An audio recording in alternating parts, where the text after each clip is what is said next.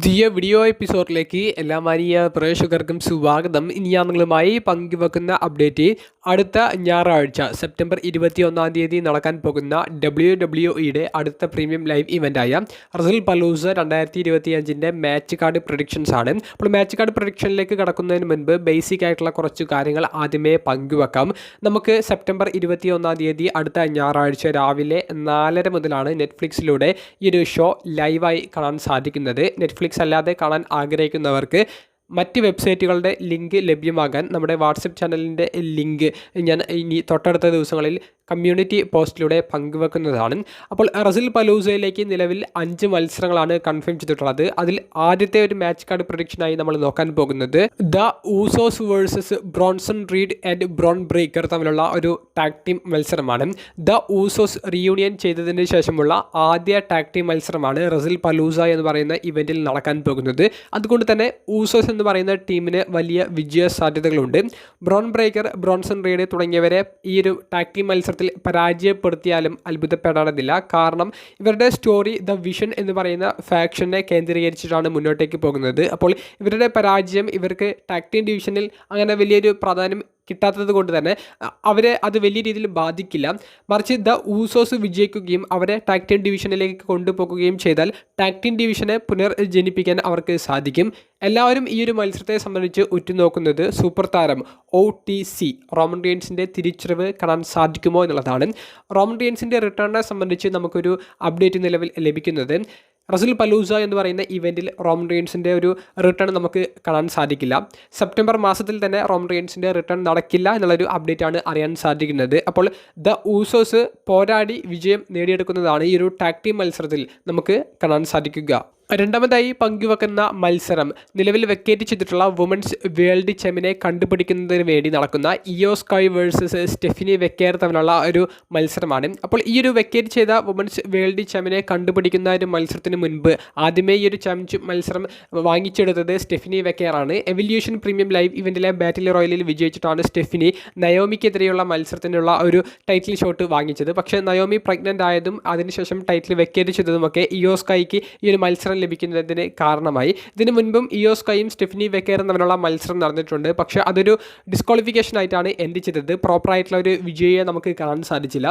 ഇപ്രാവശ്യം പ്രോപ്പറായിട്ടുള്ള ഒരു വിജയി ഉണ്ടാകും. ആ വിജയി മിക്കവാറും ഇയോ സ്കൈ തന്നെയായിരിക്കുമെന്നാണ് എൻ്റെ അഭിപ്രായം. അപ്പോൾ എക്സ്പീരിയൻസ് ഉള്ള ഇയോ സ്കൈയെ വിജയിപ്പിച്ച് വുമൻസ് ഡിവിഷൻ്റെ സ്റ്റോറി മുന്നോട്ടേക്ക് കൊണ്ടുപോകാനായിരിക്കും അവർ പ്ലാൻ ചെയ്തിട്ടുണ്ടായിരിക്കുക. എന്തായാലും സ്റ്റെഫിനി വെക്കേർ ഈ അടുത്ത് വുമൻസ് വേൾഡ് ചാമ്പ്യൻ ആകുന്നില്ല എന്നാണ് എൻ്റെ ഒരു പ്രഡിക്ഷൻ. നിങ്ങളുടെ പ്രഡിക്ഷൻ ആർക്കൊപ്പമാണെന്നുള്ളത് കമൻറ്റ് ബോക്സിൽ രേഖപ്പെടുത്തുക. നമ്മുടെ ലിസ്റ്റിൽ മൂന്നാമതായി നമ്മൾ നോക്കാൻ പോകുന്നത് അൺഡിസ്പ്യൂട്ടഡ് WWE ചാമ്പ്യൻഷിപ്പ് മത്സരമാണ്. നിലവിലെ ചാമ്പ്യനായ കോഡി റോഡ്സ് ഡ്രൂ മാക്കൻഡയറിന് എതിരെയാണ് ടൈറ്റിൽ ഡിഫെൻഡ് ചെയ്യുന്നത്. അപ്പോൾ ഈ ഒരു മത്സരത്തെ സംബന്ധിച്ച് ചില കൂട്ടുകാർക്ക് മനസ്സിലൊരു സംശയമുള്ളത് ഡ്രൂ മാക്കൻഡയർ പുതിയ ചാമ്പ്യൻ ആകാൻ സാധ്യത ഇല്ലേ എന്നുള്ളതാണ്.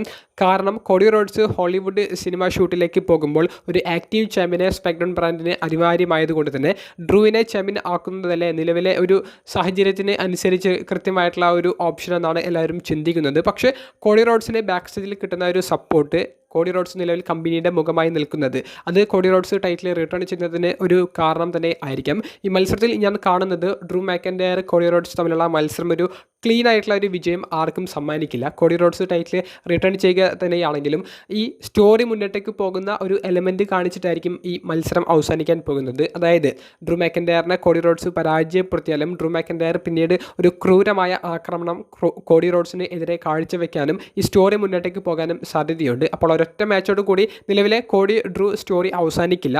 പക്ഷേ ഈ റസൽ പലൂസ ഇവൻറ്റിൽ കോഡി ടൈറ്റിൽ റിട്ടേൺ ചെയ്യുന്നത് തന്നെയായിരിക്കും കാണാൻ സാധിക്കുക. അതൊരു വിജയമോ അല്ലെങ്കിൽ ഒരു ഡിസ്ക്വാളിഫിക്കേഷനിലോ എങ്ങനെ വേണമെങ്കിലും കോഡി ടൈറ്റിൽ റിട്ടേൺ ചെയ്യുന്നത് കാണാൻ സാധിച്ചേക്കാം.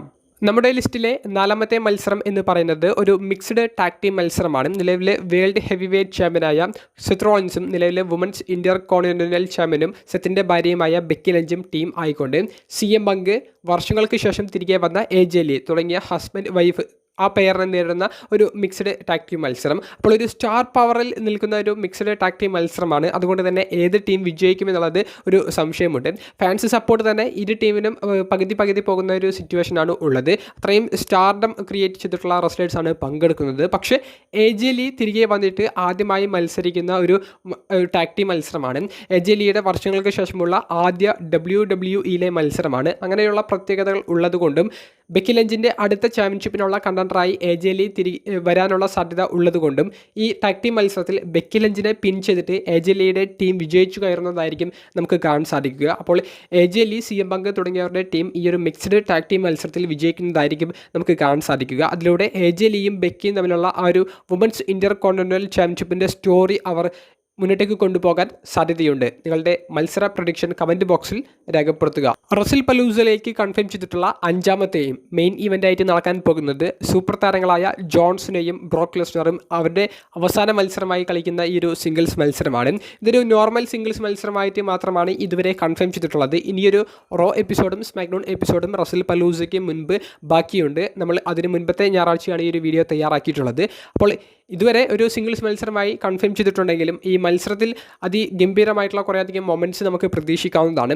ബ്രോക്ക് ലെസ്നർ 2 വർഷങ്ങൾക്ക് ശേഷം റിങ്ങിലേക്ക് കയറി ആദ്യമായി മത്സരിക്കാൻ പോകുന്ന സമയത്ത് ബ്രോക്ക് പരാജയപ്പെടുമോ എന്നുള്ളൊരു സംശയം ഉണ്ടായേക്കും. ജോൺസനെയെ ഇതുവരെ വൺ സൈഡായി ആക്രമിച്ച ബ്രോക്കിനെ തിരിച്ചടിച്ചുകൊണ്ട് സീനെ വിജയിക്കില്ലേ എന്നുള്ളൊരു സംശയം പലർക്കും ഉണ്ടായേക്കും. അപ്പോൾ എൻ്റെ ഒരു പ്രഡിക്ഷൻ ഞാൻ പങ്കുവെക്കുന്നത് ഈ മത്സരം ജോൺസനെ വിജയിക്കുന്നതിലൂടെ ആയിരിക്കും നമുക്ക് കാണാൻ സാധിക്കുക. ഇത്രയും നാൾ അടി വാങ്ങിച്ചു കൂട്ടിയ സീന ഈ മത്സരത്തിൽ തിരിച്ചടിച്ചുകൊണ്ട് മത്സരത്തിൽ വിജയിച്ചു കയറുന്നതായിരിക്കും നമുക്ക് കാണാൻ സാധിക്കുക.